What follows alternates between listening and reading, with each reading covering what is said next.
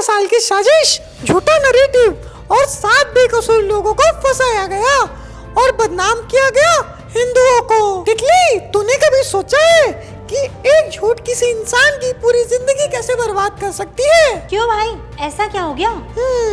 2008 मोलगांव में जो बम धमाका हुआ था उसमें 6 लोग मारे गए थे, 100 से ज्यादा घायल। दर्दनाक था, लेकिन उस दर्द के बीच में एक नई कहानी खड़ी की गई जिसे भगवा आतंकवाद कहा गया।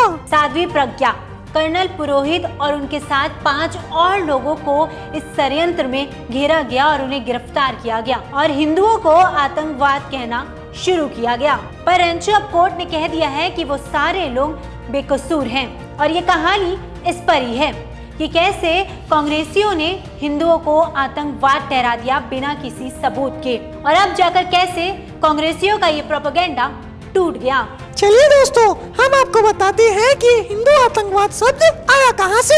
तो रेंचो, हिंदू आतंकवाद शब्द की शुरुआत हुई है 2007 से 2008 के बीच में। उस वक्त यूपीए की सरकार थी। तत्कालीन गृह मंत्री सुशील कुमार शिंदे ने 2013 में सार्वजनिक मंच पर कहा, आरएसएस और बीजेपी आतंकवाद फैला रही है, हिंदू आतंकवाद बढ़ रहे हैं। और तभी से कांग्रेसियों ने शुरू किया अपना नया प्रोपेगेंडा और नए शब्दों को बोलना शुरू किया हिंदुओं के लिए, सैफरन टेरर और भगवा आतंक का नाम देकर। लेकिन तितली, क्या उनके पास आतंकवादी होने का कोई प्रमाण था? नहीं रेंचो, प्रमाण तो कोई नहीं था, लेकिन कांग्रेसियों के पास पूरी की पूरी स्क्रिप्ट थी हिंदुओं को बदनाम करने के लिए। तो चल रेंचो, अब पूरी घटना को समझने की कोशिश करते हैं। तारीख थी 29 सितंबर 2008 और लोकेशन था महाराष्ट्र मालेगांव और महीना चल रहा था रमजान का और कुछ ही वक्त बचे थे नवरात्रि के। एक मोटरसाइकिल में विस्फोट होता है, 6 लोग मारे जाते हैं, 100 से ज्यादा घायल। और फिर रेंचो मोटरसाइकिल नंबर का रजिस्ट्रेशन नेम चेक किया जाता है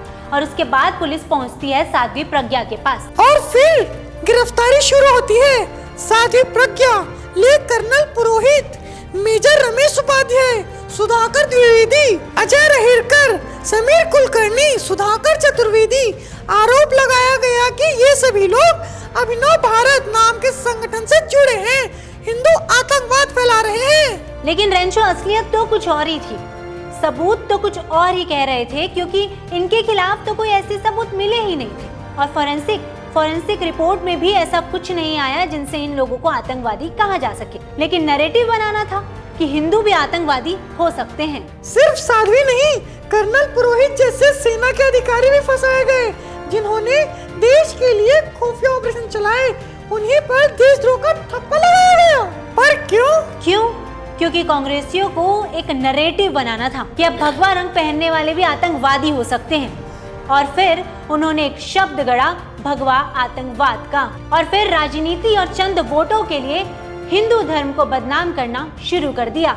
हाँ, और सिर्फ इतना ही नहीं, चुनाव आते ही कांग्रेस मंदिर जाती है, गोत्र बताती है, पूजा करती है, लेकिन जैसे ही सत्ता मिलती है वही पार्टी ऐसे दलों से गठबंधन करती है जो राम मंदिर का विरोध करते हैं, सनातन धर्म को गाली देते हैं और आतंकी का बचाव करते हैं। और फिर शुरू होती है असली साजिश तितली। कांग्रेस सरकार, खासकर पी चिदंबर, सुशील कुमार शिंदे और सोनिया गांधी ने जानबूझकर भगवा आतंकवाद जैसे शब्द का इस्तेमाल करना शुरू कर दिया।